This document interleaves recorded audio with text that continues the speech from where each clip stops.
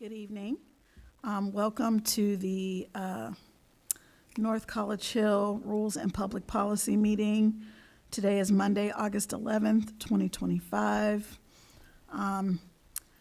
I did not email the agendas out before the meeting today because I literally was working on them at 5 o'clock. I was in my office working earlier today, not that you guys care, but I was, and 3 people just stopped and knocked on the door just randomly to ask me a question, just without an appointment. It was interesting. So needless to say, I did not get anything done.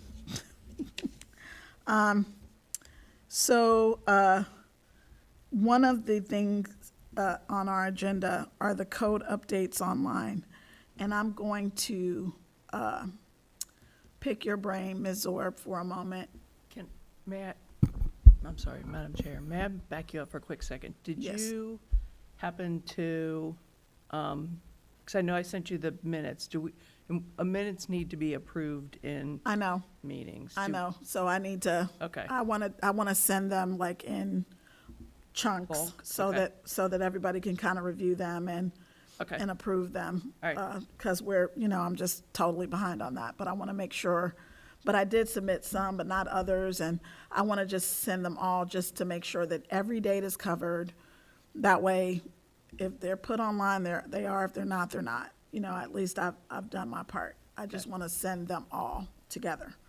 But I do get send them them when to you send us them. altogether? Is that Yes. what you mean? Okay. Send them to you guys all together, and then after we approve them, send them to, I don't know who, because, yeah, The clerk will post them once. Okay. all right, Sorry, I didn't mean to derail you. no worries. So when I talk about the code updates online, I'm talking about, let me see.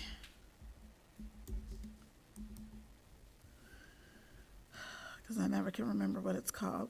American Legal Publishing.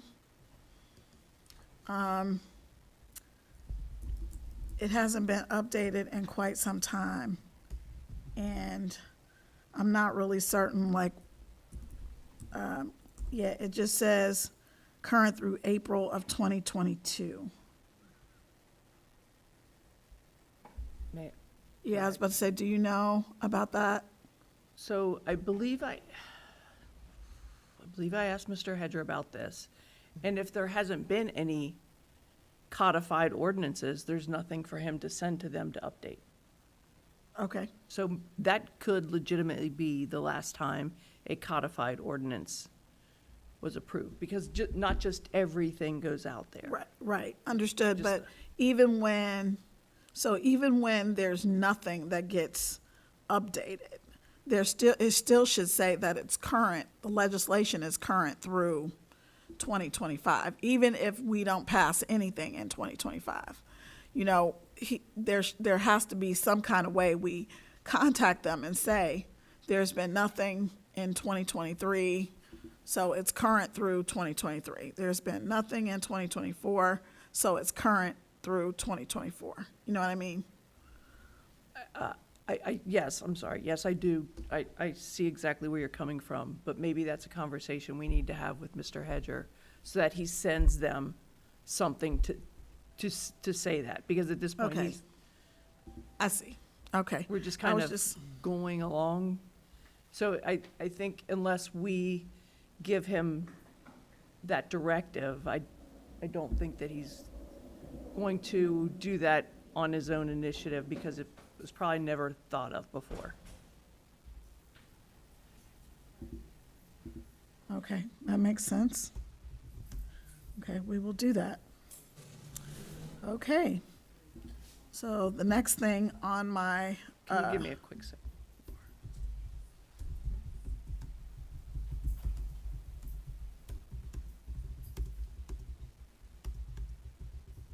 Okay. so the next thing is the update to the zoning code. Does anybody know anything about that? Mm-mm.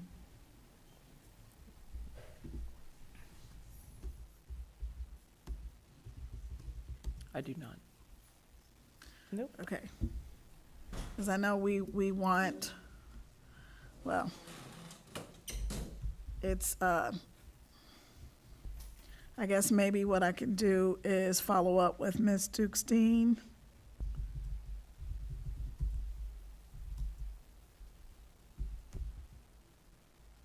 About that.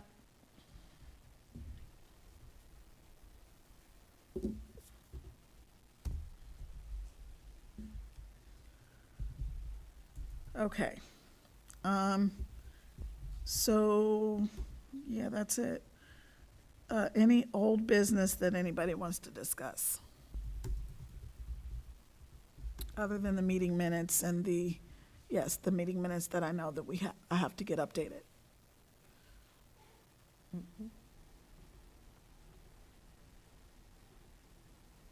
No, I said no. I thought you didn't hear me. Sorry. I said no. Okay, no old business. I can't think of any old business either. Not for rules and public policy. Yeah, that's what I was thinking, not for rules and public policy either. What about new business? Anybody have any new business they want to discuss? Would that go into community development and recreation with the young lady that came to council? That's public safety. Okay. It's on the public safety agenda, which is over Okay. here on the table. Okay, dokie. Yep. I have nothing. Any new business? Mm-mm. Yeah, this is an easy one, I think. As far as action items are concerned, the only thing that I know that's kind of, Mm-hmm. I don't know. Actually, it's not really, though. No, I have nothing. Okay, dokie. Well, you were going to follow up with the city administrator about updates for the zoning code, and Right. you were going to follow up with Hedger about sending a notice to, I already forgot the name of the place. American Legal Yes. Publishing, yeah. Yep. So do you have both of those action items? I do. Okay. Yeah, I just, even when there's not an update in the Ohio Revised Code, because, it's voluminous, they can't update every section every year. But it always, when you look at it online, it'll tell you that it's current through 2025 or, Sure. so that's all. I mean, I know that there's nothing passed every year, but, if we can at least figure that out. And I know that there was some talk about getting some kind of a code, maybe from the city of Cincinnati, like a sample or something. Does this sound familiar at all? It's Hamilton County, but yes. Hamilton County. But, I mean, I just hadn't heard anything about that, so I was just, okay, so, anything else? That was a fast meeting.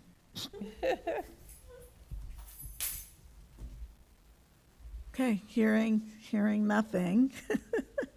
I am going to say that this meeting is adjourned at 6:11 PM. That was I will quick. see you all at the public safety meeting at 6:30. Awesome.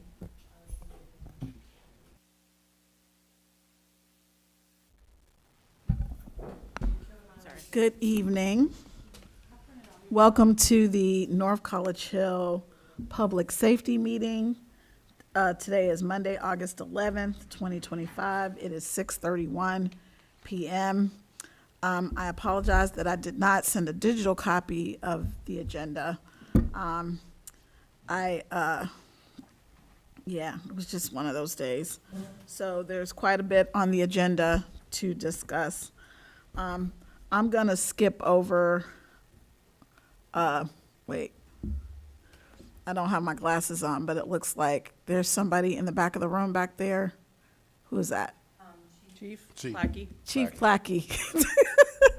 No, I'm nearsighted, so I I cannot, hope you're not driving without glasses on. no, my glasses are in the car. Okay, good. So, yeah, I keep a pair in the car, and I keep a pair in my office, and I keep a pair, Smart Yeah, woman, just- smart woman. right.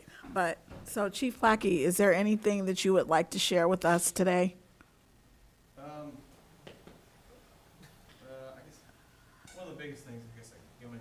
Yes. Feel free to sit at that chair if you want to, or come up to the microphone, whichever one you prefer. Did you got my report, right? I'm sure I You did. did, okay. So, I mean, outside of the normal run numbers, this month it's about the same. We're running about, on average, 222 incidents per month. The biggest thing, we were down an ambulance. We got one. We have two, actually. So we're still borrowing Mount Healthy's ambulance, and then we also have a loaner ambulance from, I guess, through insurance because of the one that we had that was involved in an accident. So we're operating at full strength. So everything is back in service. So that's like the best thing. We've been battling ambulance issues for the last 6 months. So they may not be ours, but we got them. So we're using them. Coming up, negotiations between the full-time and part-time firefighters unions will begin soon. Both their contracts expire at the end of this year. Okay. So that's coming up. Looking at sandblasting and painting fire hydrants. I don't know if anybody's seen it, but it makes it look a lot better. There's a company that will come in and sandblast them all the way down to bare metal and then repaint them, and it makes them look better, more, does wonders for the neighborhood. How do you determine whether they're yellow or red? So our plan's to go with red. They come yellow. I guess you can order them whatever color, but normally they come in yellow. I don't believe there's a city ordinance or anything that says they have to be a specific color. But I'm going to check on that and verify that. But yeah, I mean, Springfield Township did blue on their main thoroughfares, but township blue. But yeah, it'll make it look a lot nicer. We did have, as far as like station maintenance goes, there was some mold and stuff that was down in the fitness area below the police department. So we did have a subject matter expert come out and take a look at that. They're putting together a whole report to figure out if it's bad, good, how to get rid of it, all that, how to mitigate it. And then for CPR, we updated a lot of stuff on the website. There's updated information as far as for CPR training, scheduling fire inspections, smoke detector installations. And I think we're right about 60 smoke detectors installed for the year so far. That's 12 for the great. month of July. That's awesome. And let's see if that's it. You say 60? 60, yeah, 60 for the year. Are you taking notes, Ms. Zorb, or are you just taking notes for yourself? It looks like you were writing notes. I was, but it was, Just for yourself. Okay. I'm sorry. That's okay. You're fine. And back to the incident counts, we're at 1,555 incidents for the year. Wow. And yeah, we're just getting geared up for the upcoming levy renewal. Okay. Wonderful. Is there anything that we can do to help you guys? I don't believe so, not at the moment. Okay. Thank you very much. Madam Chair. Wilson? Are you looking for a name? I know his name, but I just, I'm just waiting. there's quite a bit on our agenda, so I Got a just question. would ask you to keep them brief. When you gonna give me the floor? Go ahead. Oh, there you go. Chief. Yep. You said you guys are painting the fire hydrants. Do you think it would be a good idea to paint the sidewalk where they are at? Also to make sure people are aware that there are fire hydrants that's there. Cause I have one in front of my home, and no one pays attention that it's a fire hydrant sitting right there, and they continuously park right there. That's good. Um, Ticketed them. I have seen some municipalities that'll put like a reflective sticker like out kind of on the roadway. But something we can always look into, yeah. All right, thank you, sir. That's all I had. Thank you. Mhm. Okay, thank you so much, Chief Yeah, Plackey. thank As you. always, we appreciate your service. I also wanted to discuss, everybody's familiar with car line for this is number 7, so I am jumping around. Has everybody driven past the high school during car line in the mornings, and the afternoons? Yes, as a parent of 3 who went through North College Hill, I'm familiar with the car line drop Yes. off. So it's a whole lot of fun. But, so there's a, I said that with a straight face until people laughed at me. I can't believe you said it with a straight face. Right. So there's a street that comes off of that, I think it's Parish. It is. Yes. His parish. However, when I was driving down Galbraith, I noticed that there was no street sign that I could see. So I was going to swing back to that. But so during the car line, though, when cars come off of Parish, it really it just makes a bad traffic situation worse. Because some of the cars are trying to get into the parking lot, so they're trying to make a quick right and a quick left. So you need somebody to let you in to the line of traffic going towards Hamilton, and then let you through the line of traffic Oh, it gets held up. going in the opposite direction.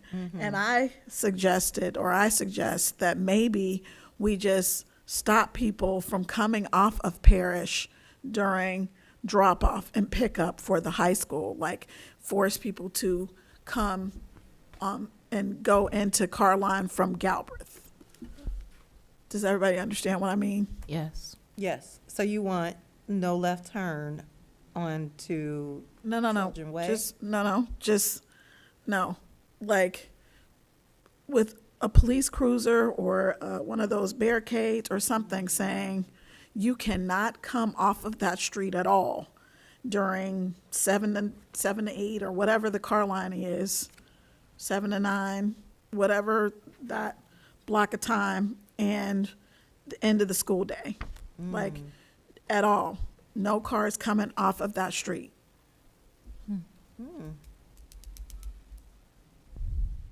Madam Chair, Yes.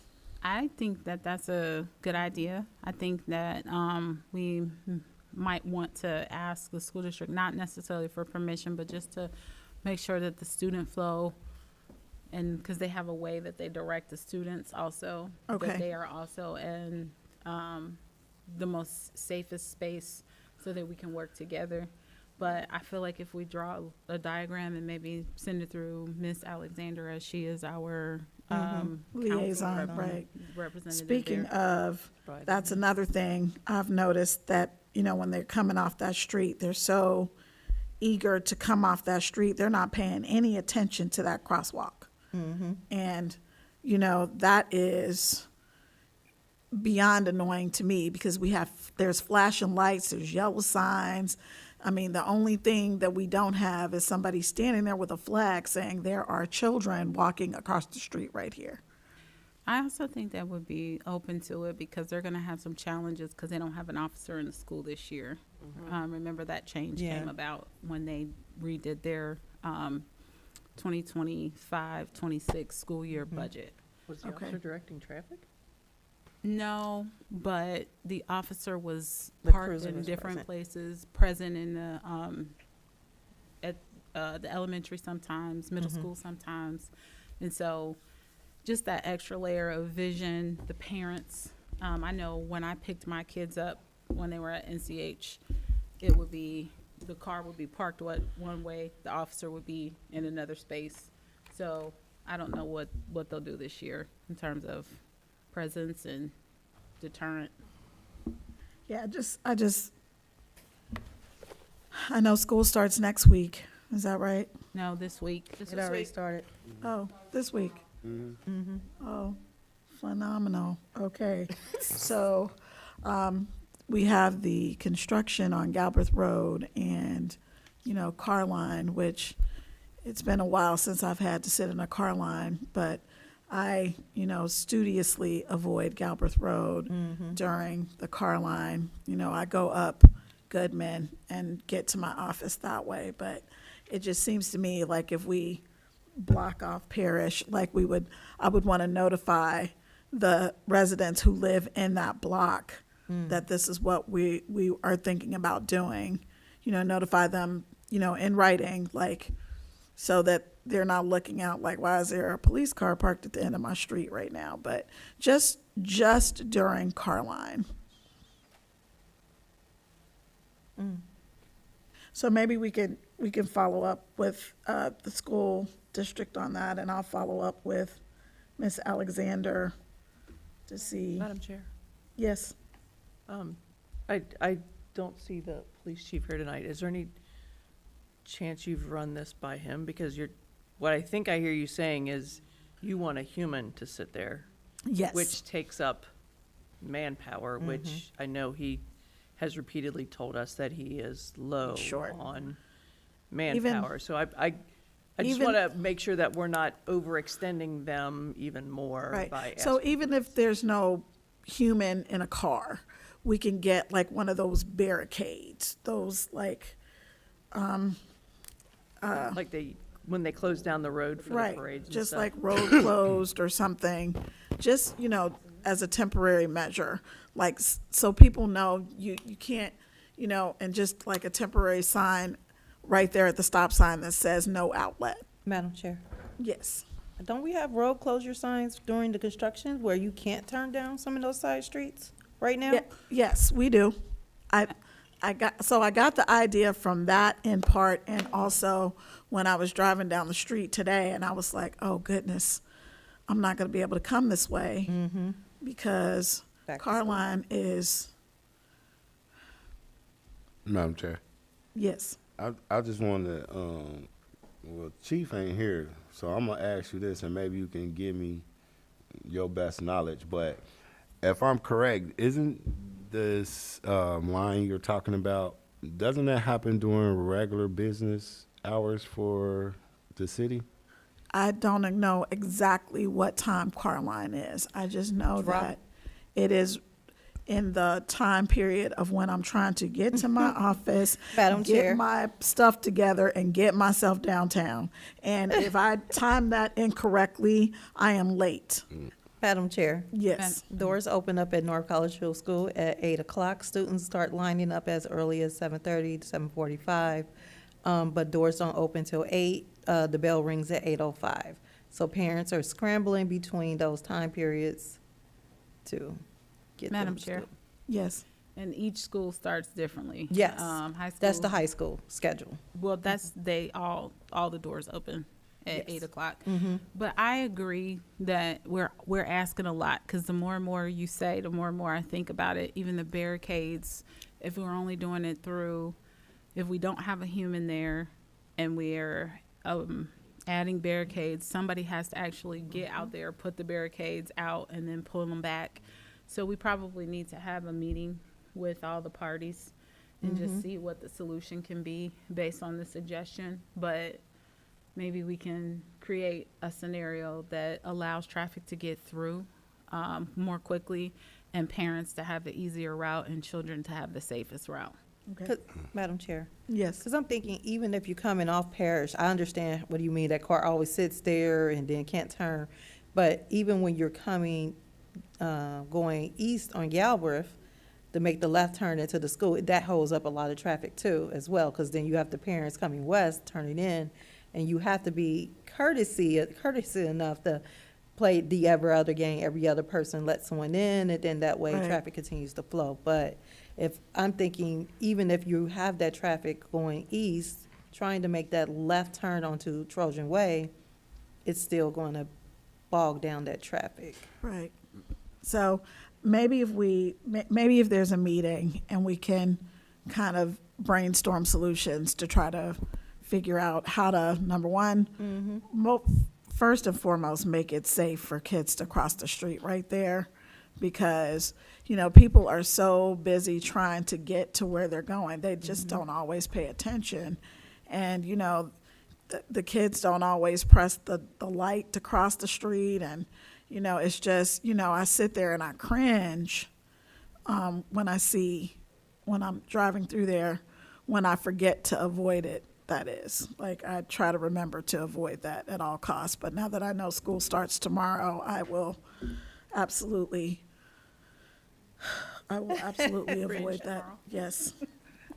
Yes, okay. I missed the mommy mobile. Okay, so that makes sense, because when I get up there through about 10 minutes to 7, I don't run into problems, but then after that, it's like a nightmare. I can't even get out of my parking lot or off my street where my office is, because the traffic backs up all the way that far, which is down by the church. So it is a severe backup. Madam Chair. Yes.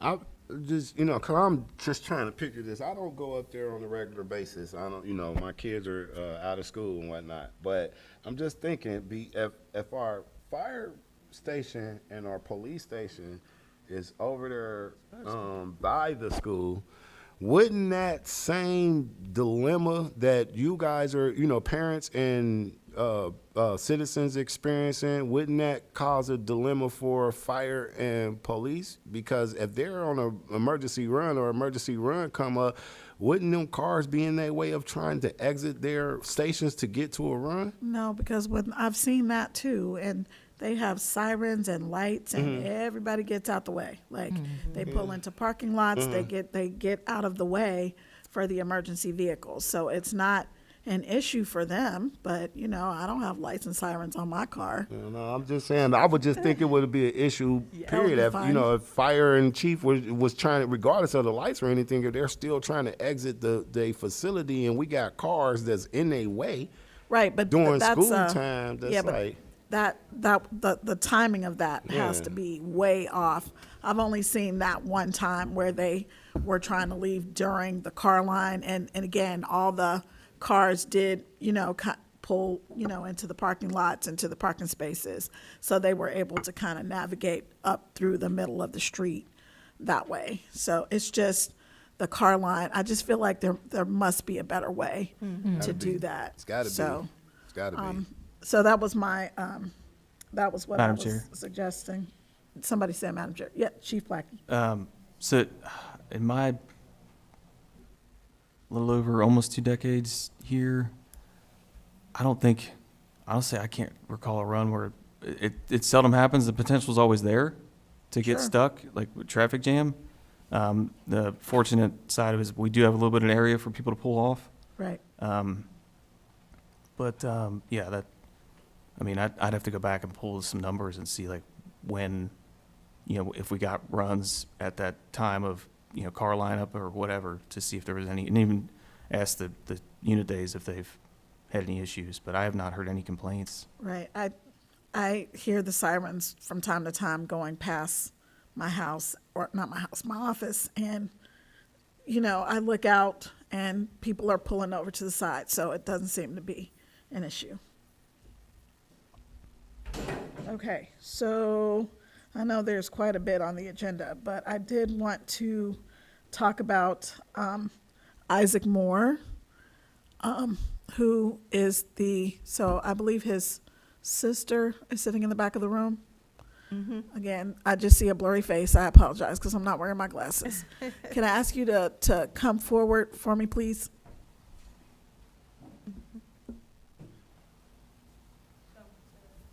Microphone. Can you introduce yourself? And I want you to give us the 3-minute version of what you told us at the meeting. So introduce yourself, tell everybody who Isaac Moore was and what you're asking of us. Okay. My name is Ambria Starr.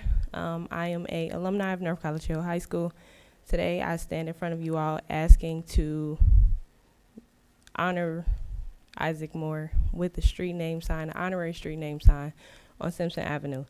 Isaac Moore was also a student of North College Hill High School. He passed in his senior year of high school. He was 17 years old.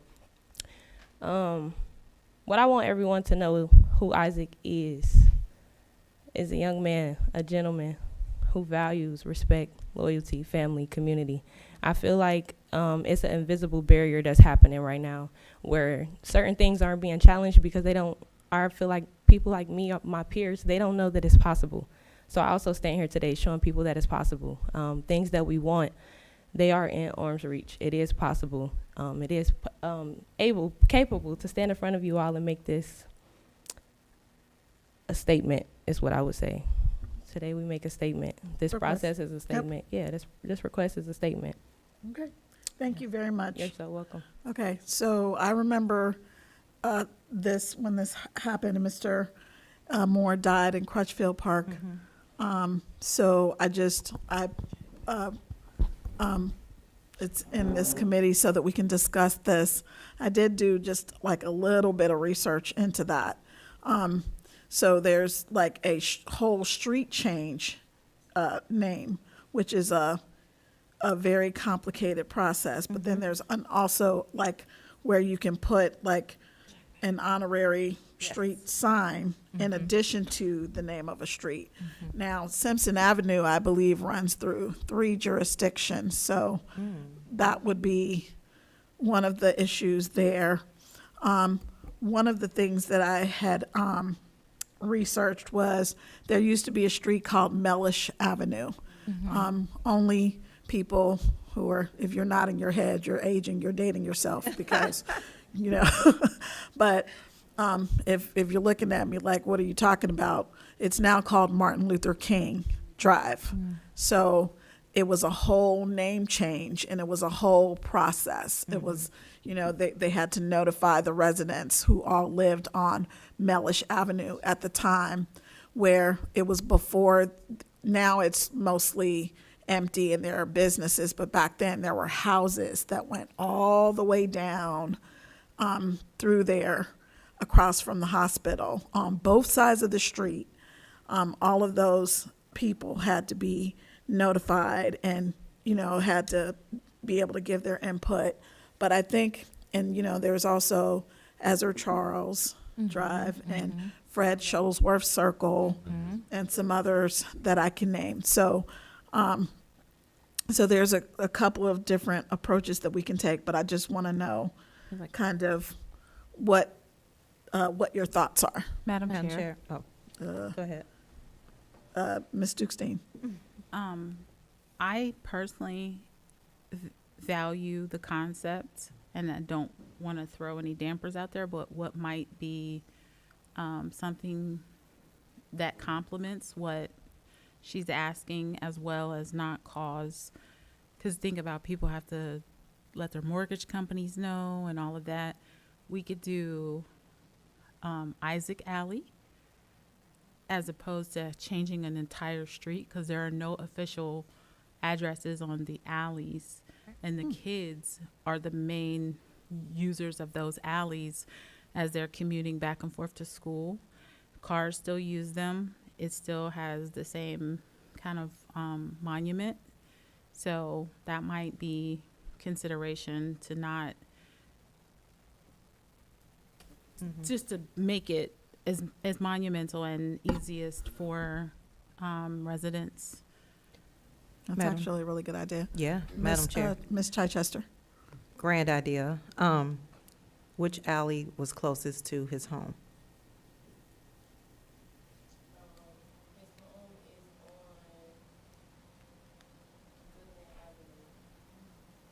Mm.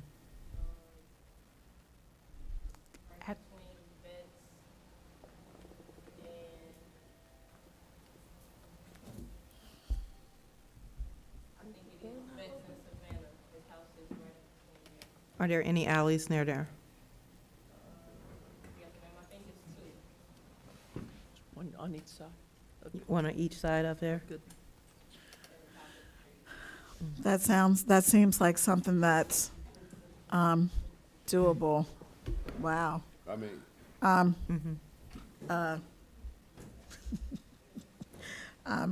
Okay, so you know, that I'm very respectful of everyone's time. It is 6:57, so, and we're not gonna get that completely done or decided today. However, But that's a just. but I like that suggestion, so if we could, well, I will kind of figure that out, like where the alleys are, and then where we can rename one, So, in honor of Isaac Moore. Madam Chair, Yes. I guess I just need to know, and this is some area, this is gray for me. I don't think that there's anything that prohibits us from doing that, especially if there are no addresses attached to it.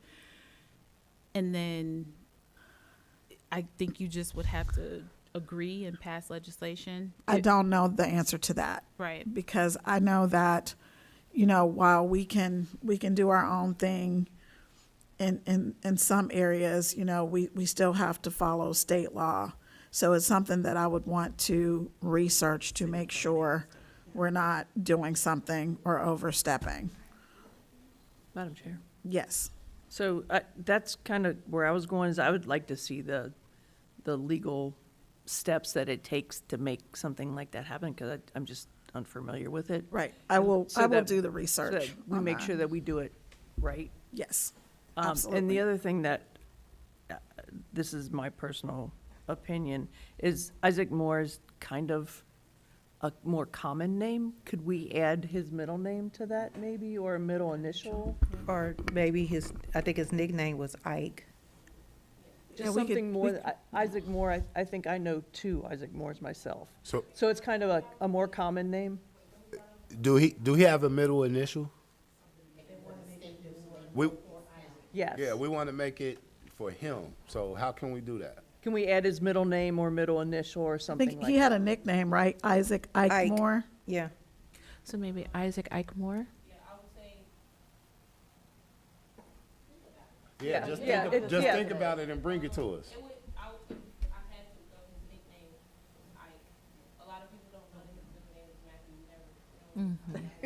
Yeah.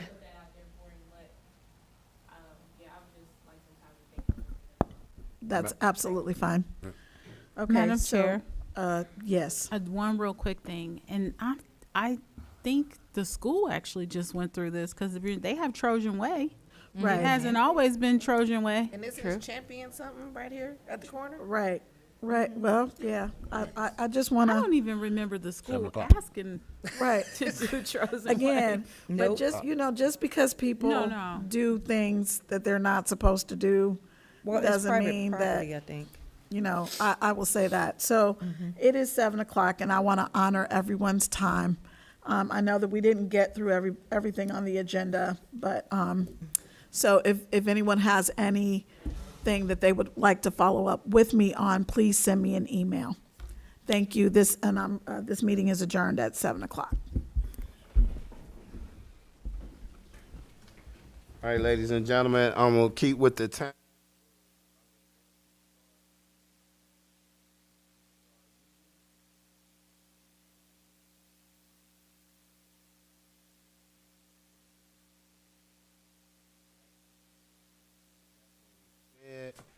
We have a real short agenda. I sent it out.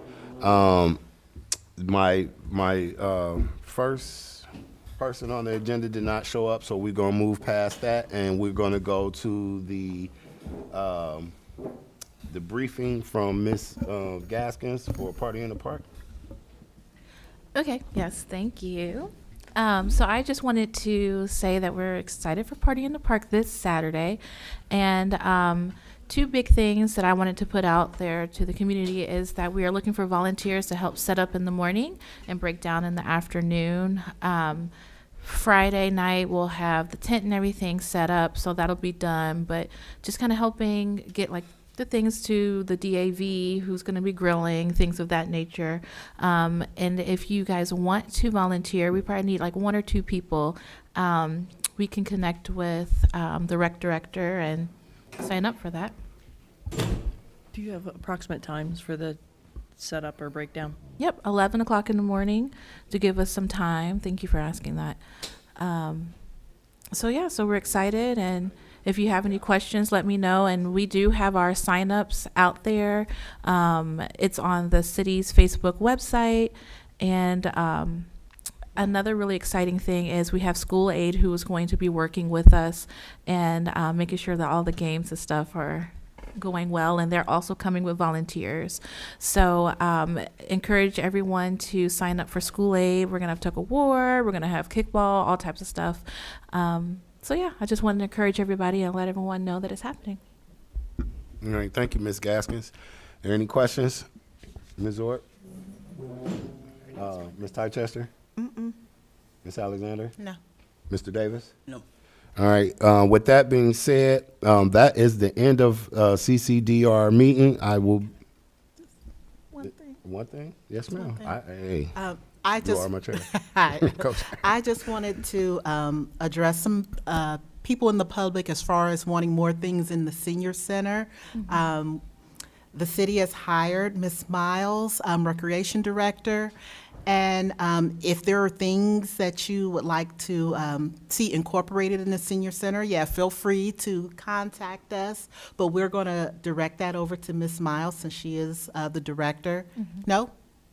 Okay, well, The correction. person over the senior center is Miss Mrs. Colleen Ellis. Colleen Ellis, I'm sorry, Miss Ellis, that's right. My changes- apologies, Miss Ellis. No, that's okay. But the changes coming for the senior center are not because of the rec director. She has her own plate that's super full for the Gotcha, city. gotcha. The changes that we've been making are directly related to Miss Ms. Ellis's Ellis. ambition to want to do more for the seniors. I don't want her to lose her jam and her enthusiasm for that. Yes. But she is also the main point of contact. Now, they will work together on each other's events to Okay. help support for manpower purposes, but the contact for ideas and volunteer efforts is Colleen Ellis, and that's CELLIS@northcollegehill.org. Thank you. That's what I was about to ask you. Could you get that contact out? So those who are out, if there are any things that you want to see, please, feel free to contact Miss Ellis. She does a wonderful job. That's it. Thank you.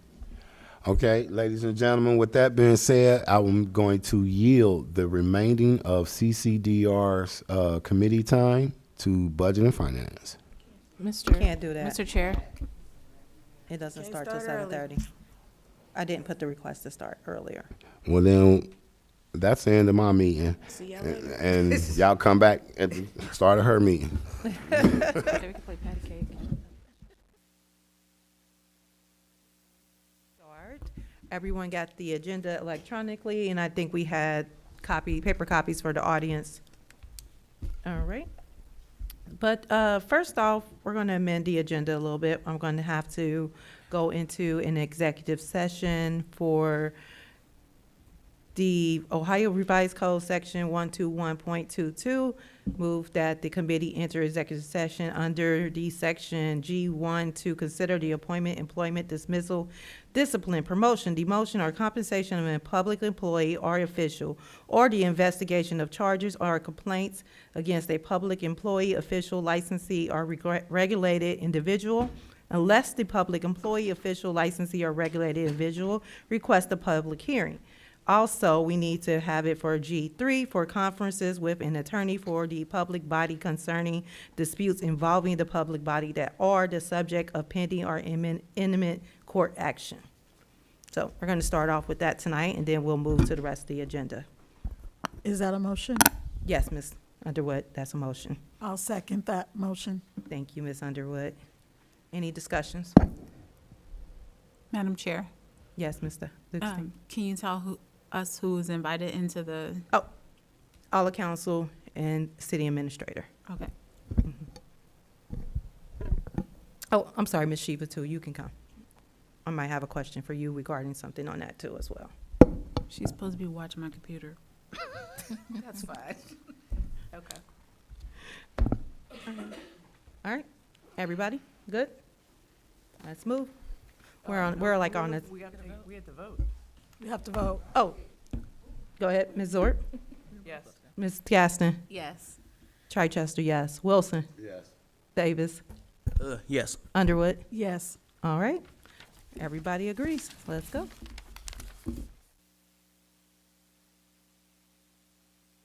We're at an executive session. Where are we at? Hold on. We're at the very beginning. So, all right, let's go through the agenda. We're going to, because of the executive session, we're not going to get to all the agenda items here, but we're going to try to get to the, at least the top 4. Did everybody hear that? Yes. Yes. Okay. So, all right. So let's do the monthly end report for June. Ms. Ms. Stevens, not. Are you going to go ahead and get started on that? I sure will, and it will run, so it's going to go the month end into appropriations, and then the budget, the tax budget for the county. Okay. So first, we're going to start with our June bank reconciliation. If you have your packet, it kind of got out of order, but the June bank reconciliation is in there, speaks to where we are, just on a monthly basis. Want to make sure that we are seeing, there's a TV. The TV's coming.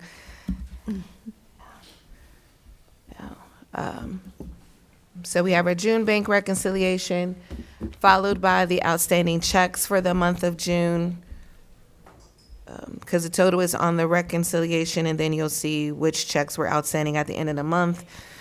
Just as we are learning about recons, it's all about timing. Most of the checks were written at the last week of the month, so of course they did not clear by the beginning of the following month. Then we go into our month-to-date receipts by fund. And you'll see that, and that's just how much money came in the month of June and what funds they landed. Of course, the general fund got the lion's share of those dollars, followed by our month-to-date expenses by fund. And I know this is a lot of information. That's why you have it. You can look deeper into it. You will see that we did have so our month-to-date expenses, and I have it broken out of where the lion's share of the dollars were expended from based on the funds. And they do kind of line up. General fund, most money came in, and that's the most money that went out. Our favorite report is our year-to-date fund balances, and that lets us know where we are sitting for the year, year-to-date.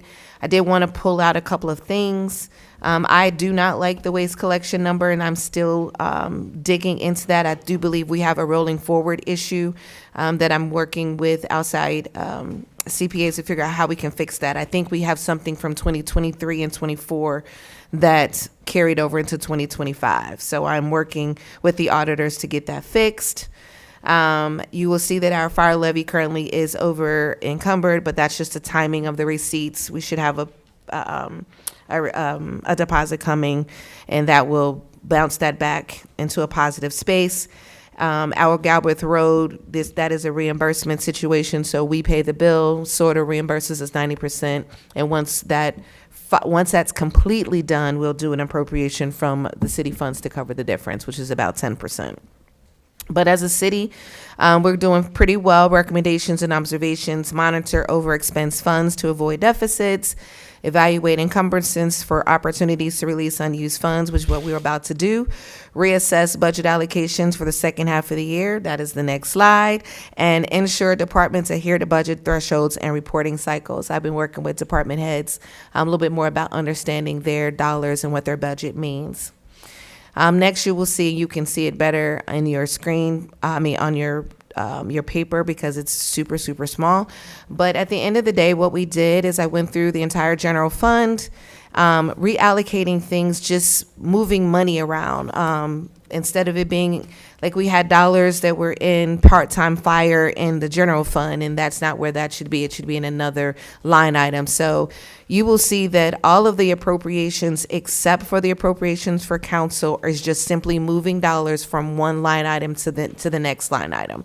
So that, for instance, code enforcement is a good example, that we had code enforcement as a contract position. Well, we hired a person, so we needed to move those dollars out of contract dollars and move them in. No, actually not. Bill is our contract person. No, he's in another fund. Okay, He's not in code enforcement. He's in building something. okay. Yeah, he has his own fund. But where Aaron or Mr. Wallace lives, I'm sorry, I apologize. I apologize, Mr. Wallace. Where he lives, those dollars had to be pulled out and put into salaries, taxes, PERS, and things of that nature, so that did not over encumber. And like I said, so we talked last week about the budget, the council budget. There was not budgeted dollars for Iron Mountain. There were not budgeted dollars for the computers. And so that is being, so we need to allocate out of the general fund a total of 10,000. Hold on, let me make myself bigger. I apologize, because I'm trying to look at a little bitty screen. The dollars that would be allocated from the general fund is 10,000. Where'd she go? Get back up there. No, I'm sorry, $19,020. And so that is, it's all in.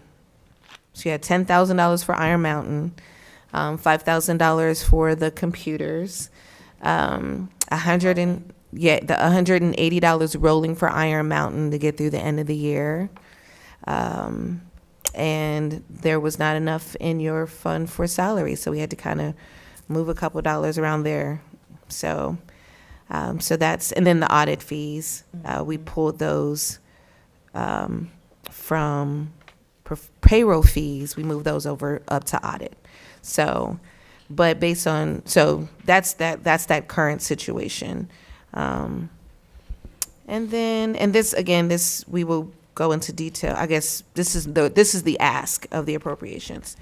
And then the next slide shows you all the other funds, and that's just moving money around, getting it off of line items that we did not need and putting it in line items that we did need. Fire needed some money in their overtime, so we pulled it from areas where they were not using it. And we actually, in the other funds, we brought money back into the fund. So we did not need to pull any additional dollars out of there. So all the details, you have all the supporting documentation that supports these requests, but it's just about getting our line items in order because they've been out of whack for a few months. Just if I could butt in just for a second. So Yep. this is a part of the quarterly appropriations. Last year, before, we used to do a big old cleanup ordinance at the end of the year to kind of deal with all of these funds. And I felt like it was better if we do it on a quarterly basis. We've already done the first one in March. So now we're getting into the sticks and weeds of our spending, some of our dollars that only come quarterly or have once or twice a year are there. Some expenses that we've had are now hit. So now is a good time to just reevaluate. So if we were doing this on task, we'd probably be in July, but we're here at the 1st of August, just trying to make sure this is our first year kind of doing it at this cadence. But we're here, and I feel like we're in a really good spot to just allow you to see it rolling and ongoing. The only other thing that I was going to add is that you guys need to make an adjustment. I don't think in the previous years you have been privy to how you were given money. I would like to change that so you have vision on how and where you're giving money. So one thing is going to change significantly is the salaries, because we will have newly elected officials, which those officials will get the new salaries that were until there's only 2 people getting it now. So, four, sorry. And then that's why we had to make the salary adjustment for you all, because that wasn't a part of the beginning of the year, but then most everyone will be on it with the exception of 2. The other thing that you all should consider is the training that you all want to accomplish, because you had talked about putting some trainings in the meeting, so you need to build more money for that. And then you decided to do some technology things this year, so I don't know if that will be something that you do again. I know you won't do it again, but you will have to have some upkeep or something there if somebody breaks or drops or whatever. And I would also like to add to that, that this is this is what you should be expecting. Yes. This insight, this transparency, this cadence of, we should be doing this all the time. So that's the goal, is that it becomes a part of just kind of what we do. So we have less to do at the end of the year. You're conceptualizing so much, the budget, the salary ordinance, this and that big old cleanup ordinance, all in the month of December. But if you have this and you're tapping in, like, these are the funds, it also helps with the department heads as they're looking at what they're spending year to date, and their balances get to clean up and they get to have a refresh of where they sit, especially on things like overtime. When you're waiting until the end of the year to clean that stuff up, they are significantly out of whack, and you can't really tell, like, where did we go wrong, or what was this, or why did we need to do this? So, Madam Chair. Yes, Ms. Lord. So, Ms. Stevens, now can you just help me to make sure that I'm understanding? I love this document, by the way. But can you, so from at least my initial assessment of this is that you don't even need an appropriation from us, that you're just moving money around within the fund. Is that accurate? Or are there any of these line items where you need us to have an additional appropriation? Yes. So in the general fund, I am asking for an additional appropriation of $19,020 overall for the fund. And then you can look at each department's, and I don't want to be facetious, but so 101 is the general fund. That's the first three numbers. The second three numbers is the department. Right? So not all departments are zeroing out. Okay, so that's why there is an actual need for additional appropriations from the general fund, and so the To which department department? I'm sorry. 702. Thank you.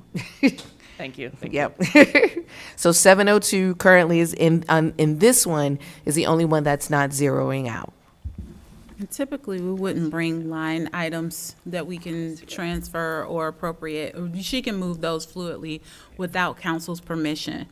The only ones that we will be bringing is fund balances, because we need to have your approval to do so. And I actually have to, if I move from fund to fund, like if I move from 101 to, let's say, 301, which we would never do, but if we did, we actually have to tell the county. We have to tell the county that we're doing it also. So, but this just gives some insight, hopefully some transparency. And then also when you guys are thinking about your budget, because the budget that we're sending down, which would be our next area, is a high level, personnel, contract services.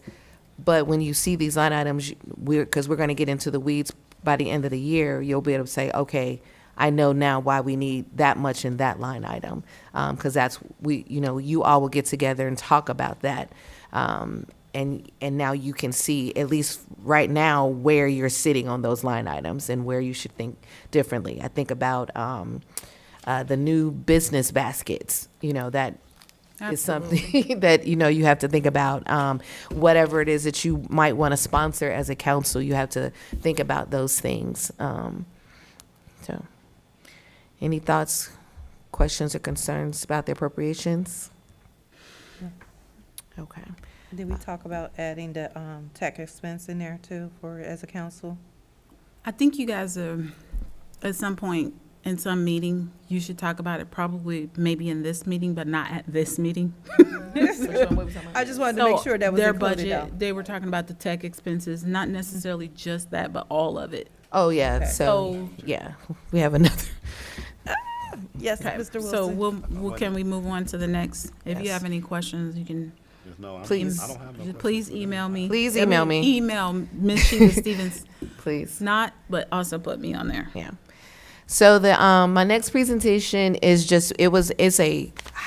so this was a public hearing. So we had the public hearing as it relates to our tax budget. Our tax budget is due to the county, and I'm going to jump to slide 3. Well, the purpose of it, the County Budget Commission certifies our estimated resources after the city submits its budget. This certification limits temporary appropriations until amended.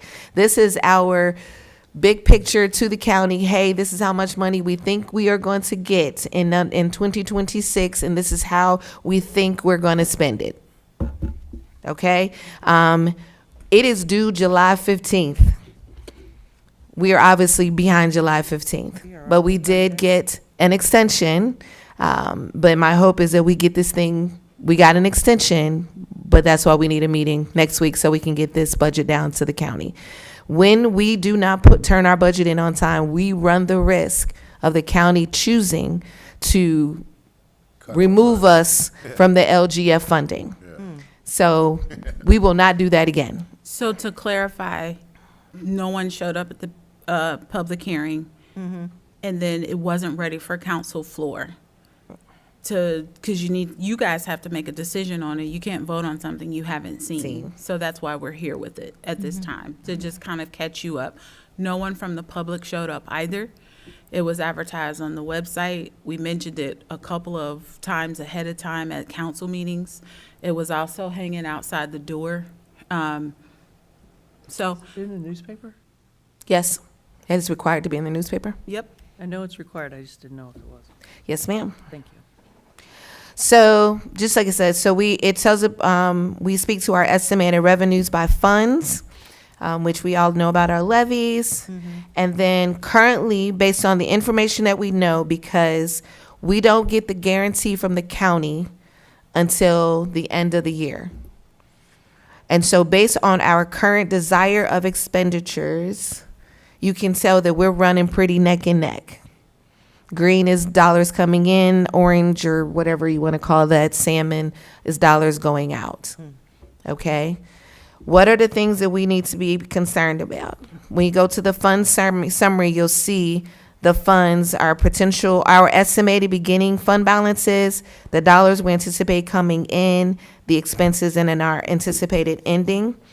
Total ending balances across all funds remain within the $8.8 million, reflecting a stable reserve. That's what that suggests, is that our reserves will stay around $8 million potentially. But that's without a couple of things. So one thing that I wanted to make sure that we understood is about our outstanding debt. Wait, can I go back? I Yep. just want to say this, and I know no one likes to deal with this, but it's true, like, when you have tariffs on things, it makes our costs go up. So I did not choose to do a new levy for the street, but we probably should have, had I known at the time that I entered the process of the street levy that we were going to get some of the backlash that we were getting. I don't want to describe it. It is what it is. I don't want to take a political stance. I just know that we're encountering a climate that we had not had before. So in order to preempt that, but we did not know that that was coming. So now there may be those numbers, this slide right here where you see the neck and neck, the salmon colored versus the green colored and the spending. In the coming years, we might see our general fund deplete a little bit more to compensate for a street levy that maybe should have gone up. We could actually consider doing an amendment or just a whole nother one as well. But I want you to think about that, because we have, after we get through fire and the street levies, we have 2 more. And I want you to think about all these things so we can keep these neck and neck. We don't want to get to a point where we're spending, because she's talking about, we would like to preferably keep our surplus in the $8 million range. And so that kind of piggybacks on, once we can get solid for a couple years of that carryover, then we can enter into some of those investment vehicles that we've been wanting to look at. I've wanted to do that since being on budget and finance, but we have to get stable before you can start going in other directions. So I just wanted to kind of put that on your head, because this is a good place where you can visually see what is there. And then we can talk about, from administration to you all, as we enter into thinking about financial decisions, why it is that we're thinking right with the visuals here. Our debt and our financial health. So approximately 3.8 million outstanding OPWC loans. They go out 30 years, but that's a real debt that we will incur. We just got approved for the Merrill street, and that's a 50-50. So 50% grant, 50% loan. So that's another one that we're going to add to our debt. We need to be aware that police and fire bargaining agreements are expiring at the end of 2025, which means we know that payroll dollars are going to go up. We're going to negotiate the best we can, but the reality is that it's going up. Insurance costs, just got off the phone with PEP USI. Not only we talked about the replacement costs, that we were 40% underinsured. That's still good for a city, because there were other cities that were over 100% underinsured.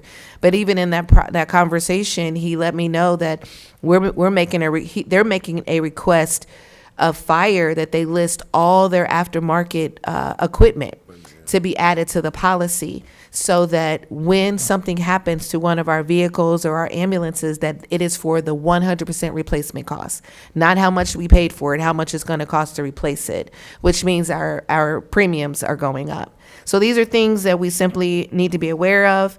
Want to make sure that we understand that currently the general fund supplements policing by $2.2 million.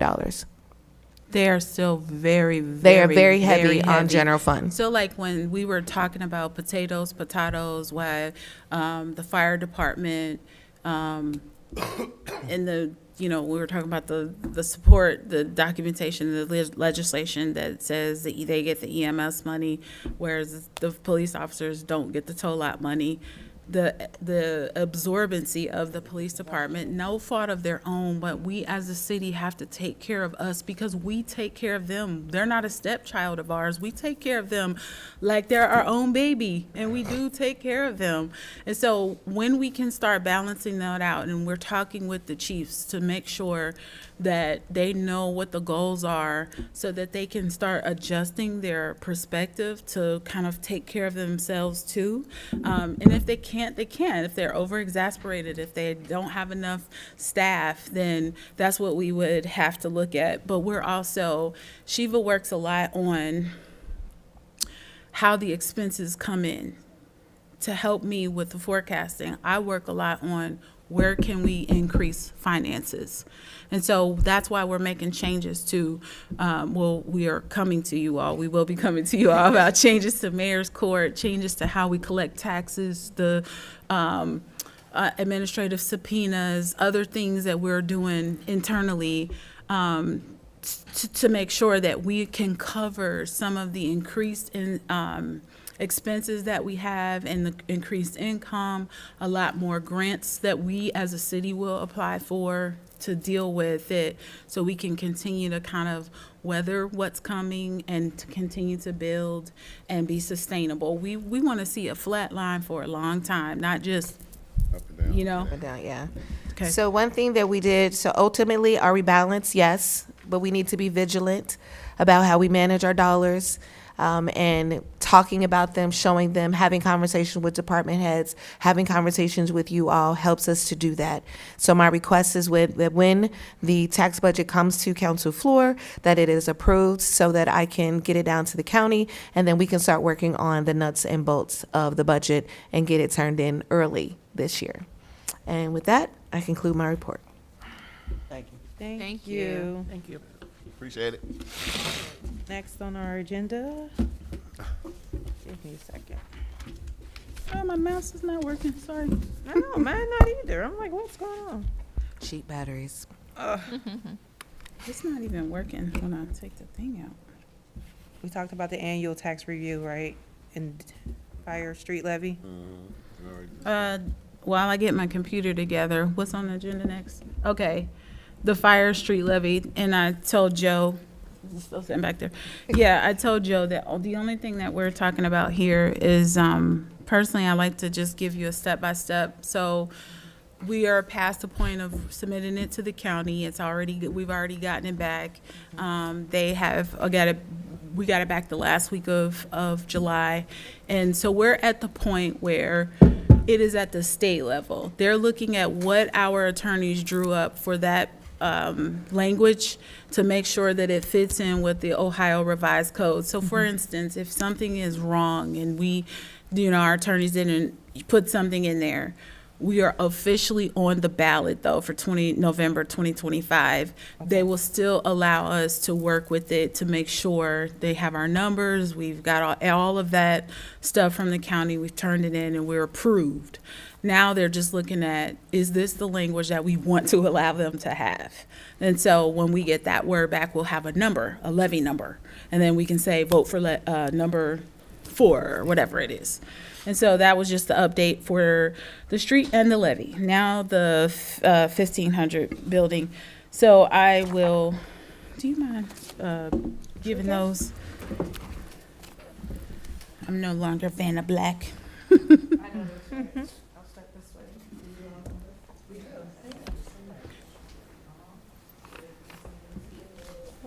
And so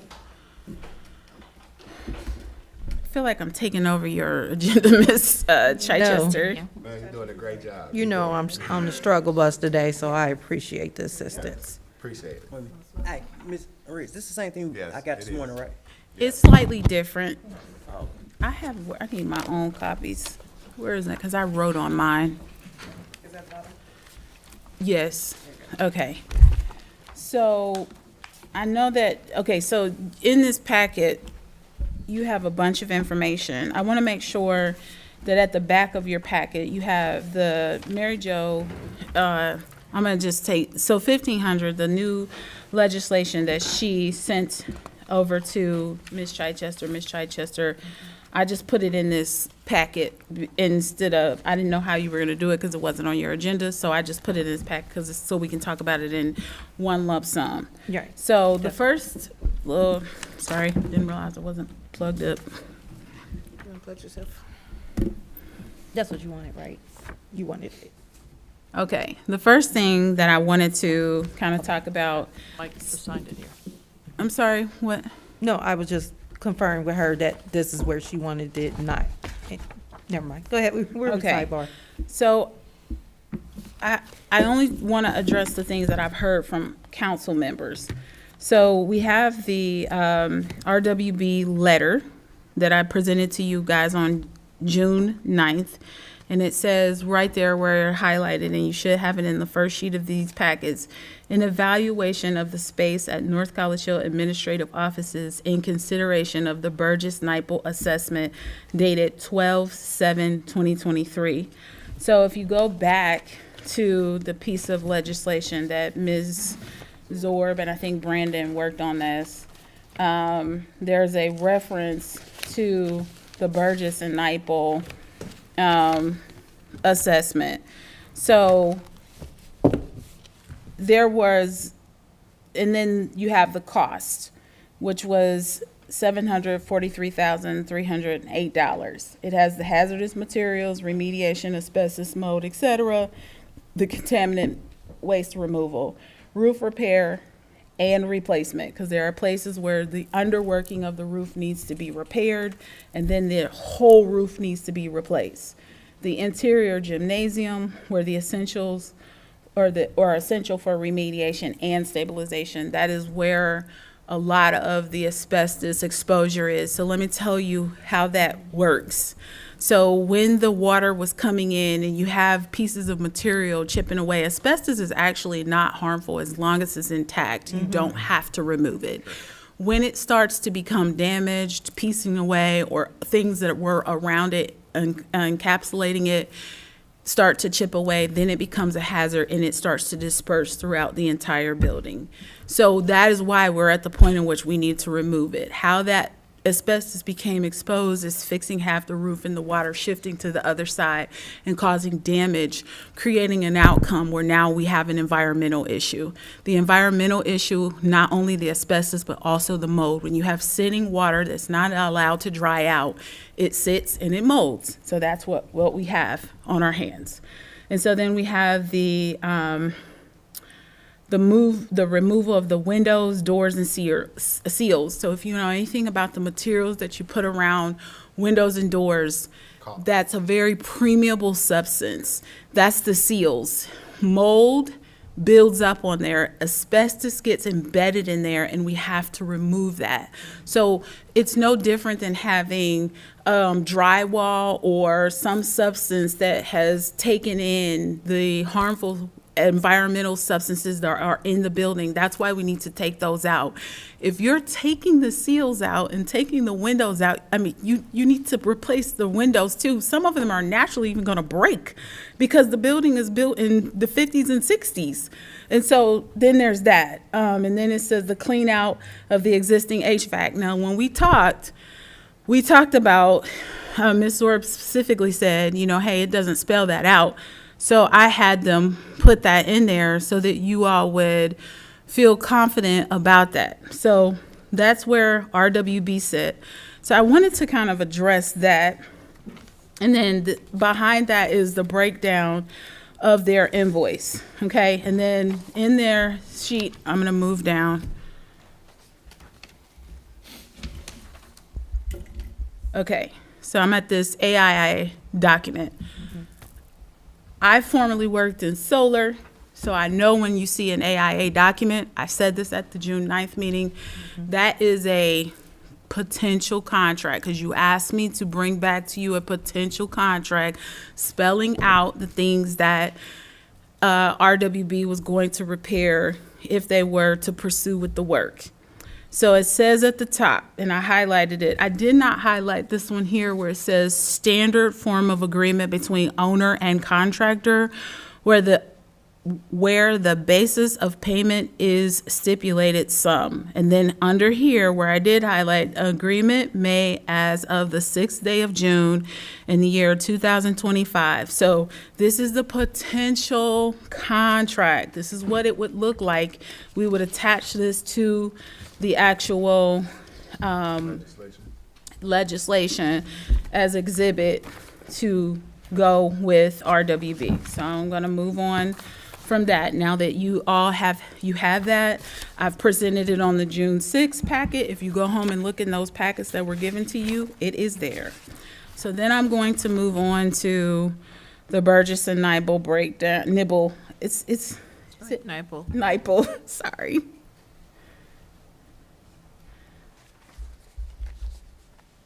This thing is so long.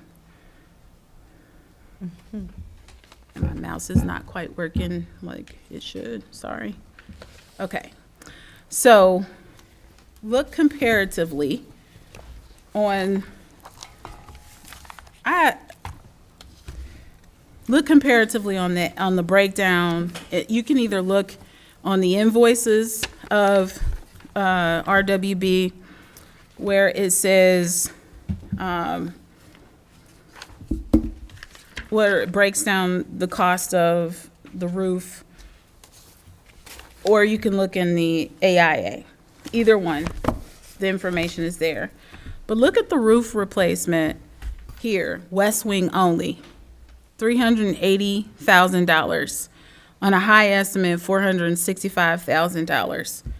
Environmental abatement and demolition. On the low estimate, $340,000. On the high estimate. So we're somewhere between $5.5 million and $8.2 million. That's on the low end, and then on the high end with a new HVAC mechanical system, lighting system replacement, electrical services upgrade. I can tell you right now, electrical service upgrade is not required. We could take that out. So I'm going to go to the next sheet. I'm getting somewhere with all of this. So this is a document that I wanted to show you because I don't think that I've ever talked about the numbers because I don't know how this what if is going to play out.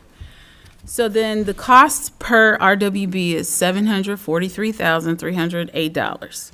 The ARPA funds are somewhere around $483,000, bringing our total to $260,308.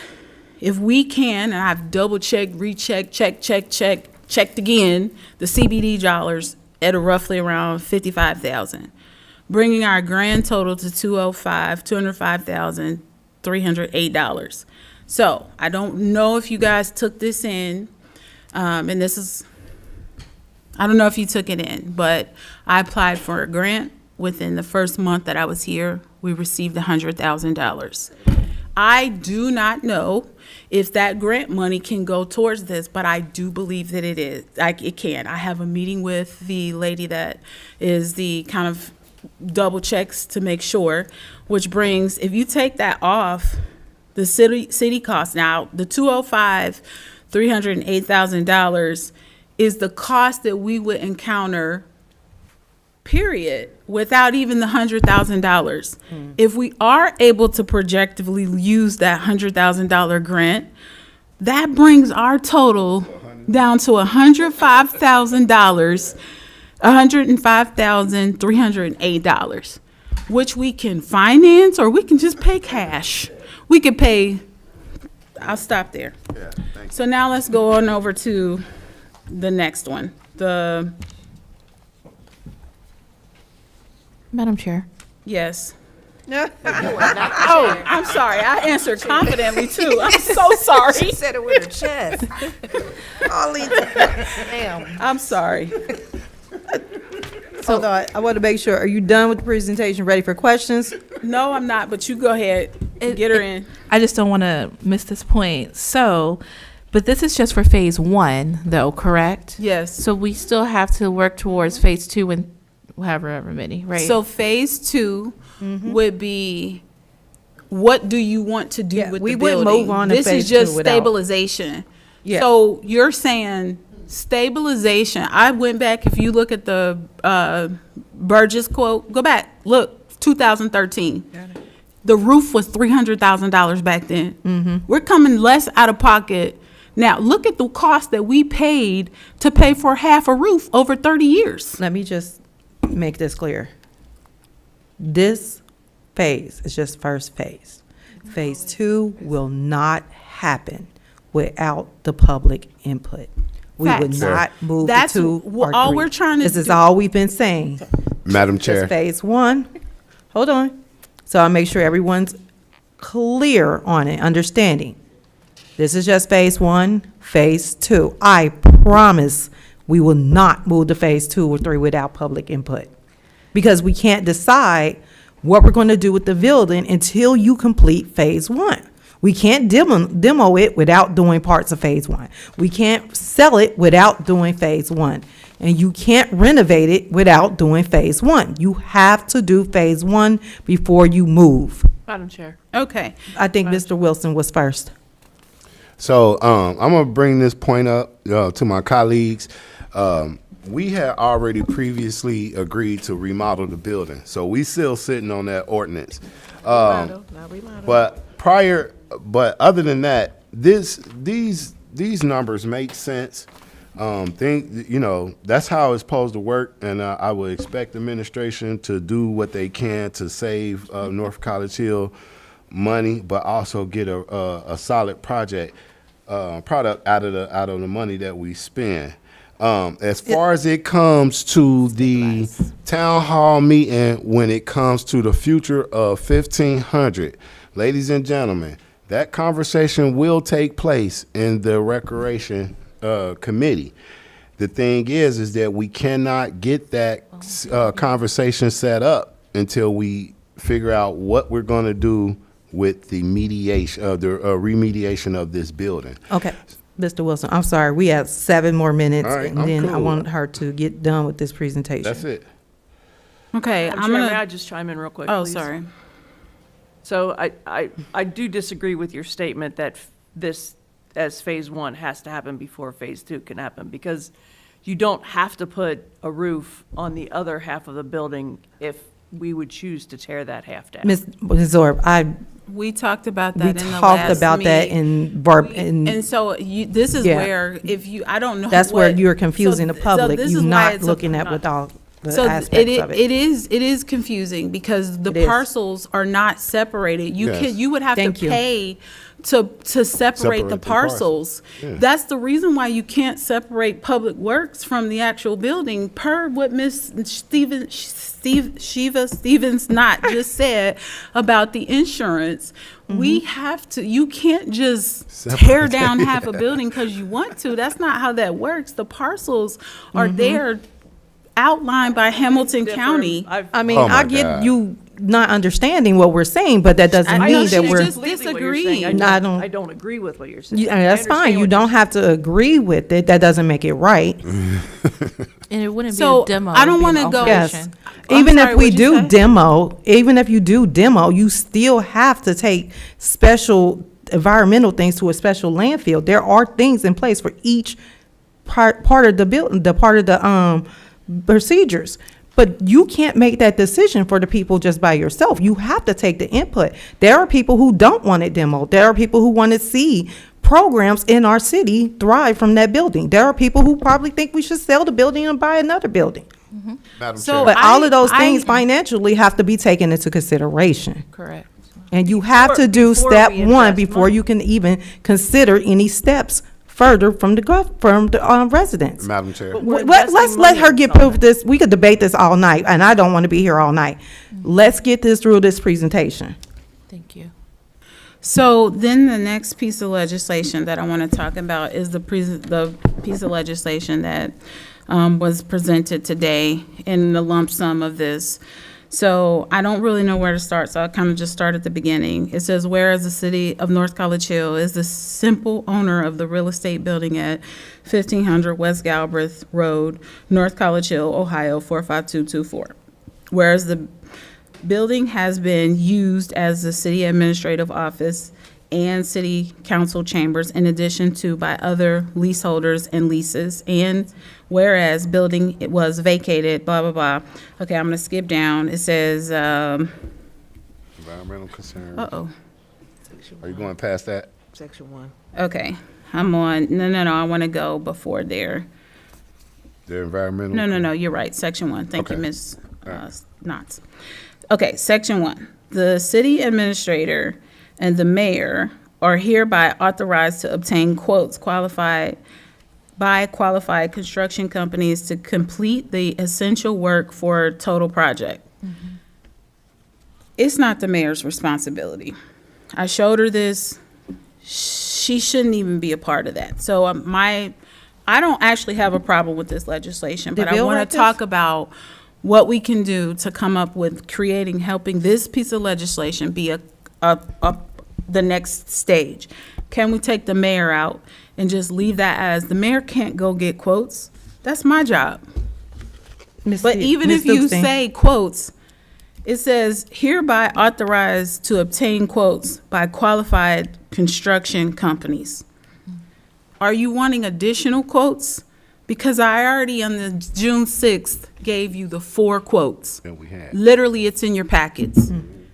All of this, You're referring to the ordinance that was presented today, right? The new ordinance? Yeah, I'm on yours. So if the email said, this has not been verified by the law director. I This know. is- And this is a draft, so absolutely, let's discuss it. that's what I'm trying to do. I'm not trying to discussing it. disagree with We that. did It's this a before. good, it's not a bad piece of legislation. I'm trying to get us to work off of this piece of legislation. If But this as is far where, as asking for quotes, I mean, there are things that are different in here that would require quotes, and I so guess that's the reason why premise. we can't do other quotes, because first of all, you all were already provided with quotes. So the first ask that I have of you all is to take mayor off, because that's not a part of her responsibility. No It's just say the city administrator. Problem. We can move Okay, on. so obtain quotes. We already got quotes. The other things that is So we, should it be obtain adjusted quotes? Why would we go back when we already we did that we work? already encumbered the money. Yeah, why are we doing this twice? If you okay. read this We already document, had this 4 quotes, and document Wait, she I have to presented hear different what than she's the saying. quotes. Thank you. This document is different than the quotes that you're asking, that you have already provided. Because this document asks to tear down the west wing. Madam Chair, I have not seen a quote for that. Madam Chair. Ms. Gaston. And I don't I agree would, with it at all. I think then. we need a point of clarification. We keep using these words, tear down, demolish, and I have learned that words matter. It's not necessarily that it needs to be demolished, but that we can do a building alteration. And so that's something that's a little different than demoing. Demoing is like tearing it down or whatever. So I think that will be great, since we have encumbered the funds to RWB, and we all know that, if we can see what that building alteration would look like. Madam Chair. So you're trying to, essentially, are you trying to spend more money? Who said that? I'm I'm just reading off asking. of this. So, Let me, so let me finish this, because this is important before we continue to have a conversation that is not, we can't have. So I had for you all a letter from an inspector Bill Knight. and a contracted inspector in the last packet at June 6th, plus our building and code officer, Enforcer. who is also an inspector. So 3 different Yeah. ones came and spoke on the, this is their trade. This is, What they do. they have an education in this space. And they spoke on the parcels, and they spoke on tearing down, demolishing, however you, whatever language you would like to apply to that. If we take down that portion of the building, it consequently has us to, we are required to do other things. So for example, in the one from 2023, it says bring the electrical code up. The electrical work is fine if we keep the building intact. We can always go back and do the electrical work, but if we tear that building down, then we're forced to bring things like plumbing and electric up the work. It's gonna make the cost go way sky high. So we don't talked even know about where on we're the heels of the finances, stabilizing. So if we're stabilizing, wouldn't you just have a stay on spending money? We've got increases to salaries coming across bargaining agreements, to your salaries as council members. Wouldn't you, you don't even know your anticipated costs for 2026. We're still discovering those because we're still entering the bargaining contracts for our fire department, part-time and full-time. We're in the bargaining agreement for police, also part-time and full-time. That is the lion's share of this government entity. Salaries are absorbent, police specifically, are over 50% of our general fund. So I'm saying, if you're looking at it from a macro standpoint, are we even in a position to say this is the direction that we can go in financially, when you had 3 different inspectors come and say you can't just separate the parcels like that? That's not me. I'm not driving in on that. One is a contractor who's completely outside. One is a person who doesn't use his inspector license at our entity, but he is our building and code enforcement person. And then the other one is an actual inspector. I don't know what you want me to, I mean, you can call an inspector yourself.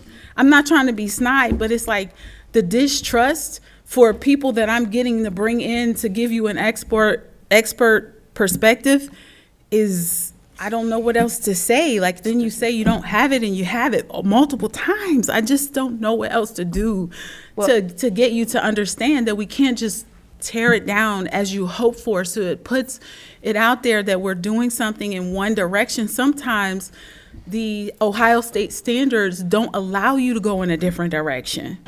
Madam Chair. I'm sorry, Ms. Knott. Yes, and then we're gonna wrap because it's 9. Thank you.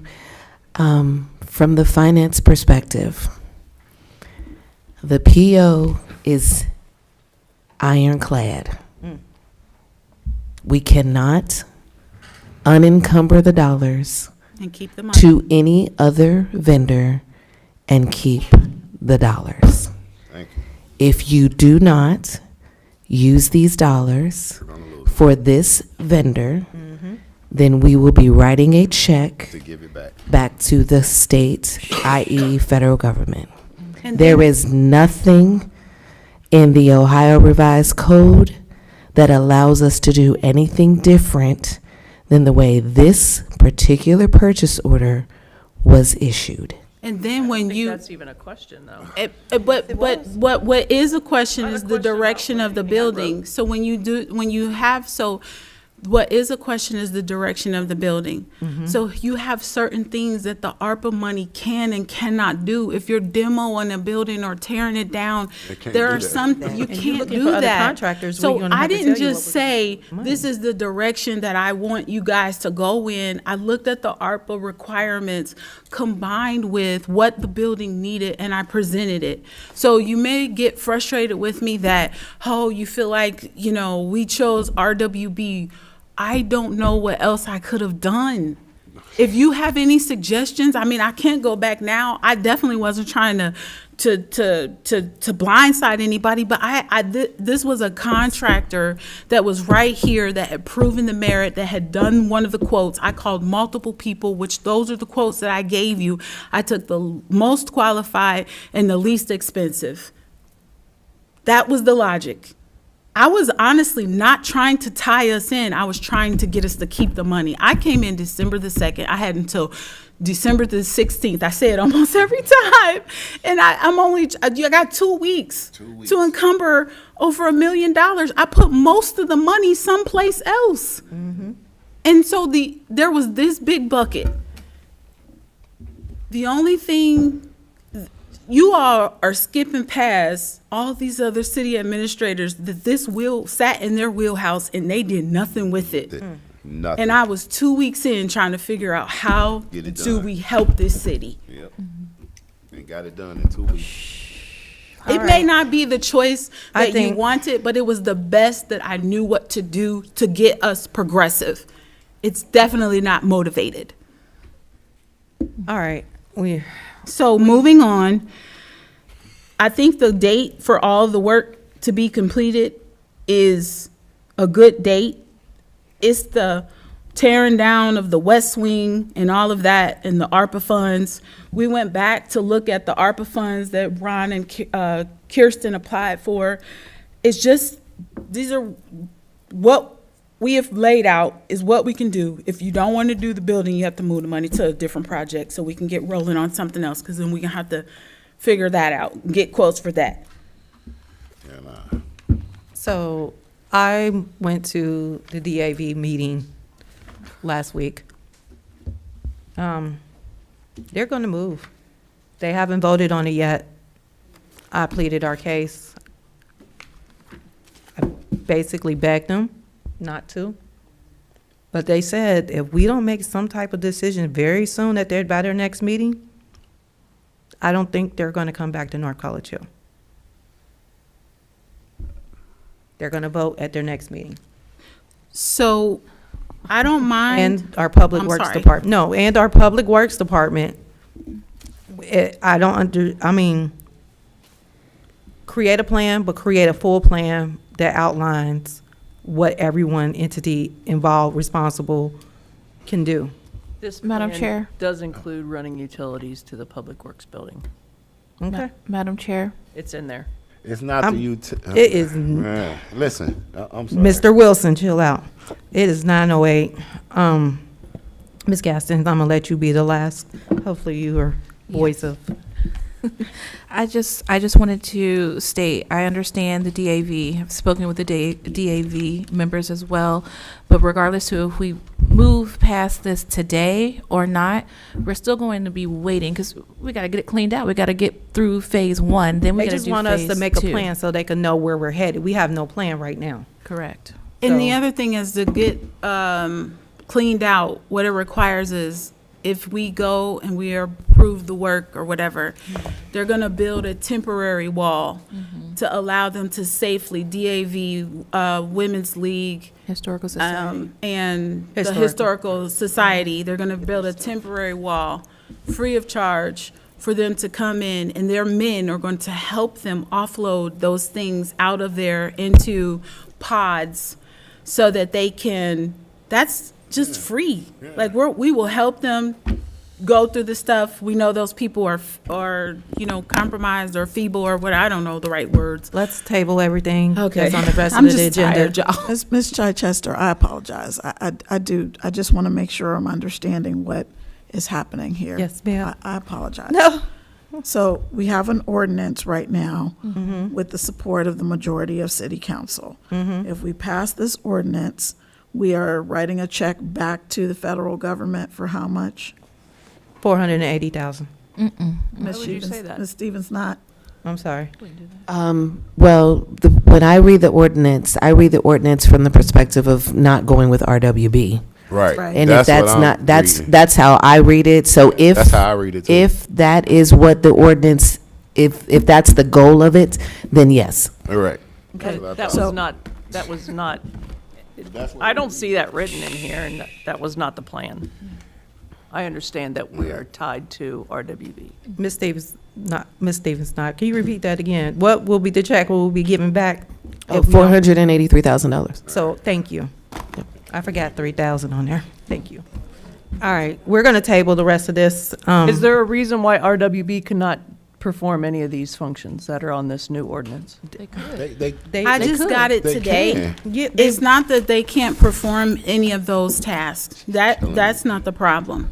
The problem is It sounds like it, if we feel like we have to give them the money. If we have, No, we have to it- give I the money don't back think- to the federal government, then it sounds like RWB can't do No, this. the reason why I think that they were thinking that is because not you, I don't want to point out you, but it says in section 1 to obtain quotes by qualified construction companies, as though we needed to get more than what we already have, or use some other qualified construction company than what we already have.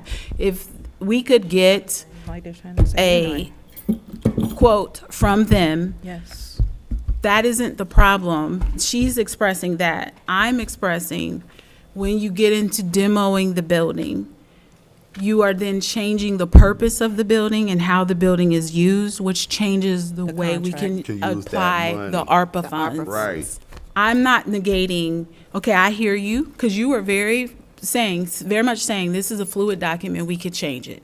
So I come to the table with you saying, yes, you said, done, move on, Arias, go ahead. So I'm saying, then we get down into the sticks and weeds of the West Wing only, and I'm saying, then I get concerned about whether we can actually utilize the ARPA funds, and then that would be the reason we would have to give the money back, not because of the RWB. You said you understood that we were sold to that. It is the ARPA conditions that then changes or negotiates that. Okay. that note. I'm So- going to adjourn Budget and Finance Committee at 9:12. We'll table everything else.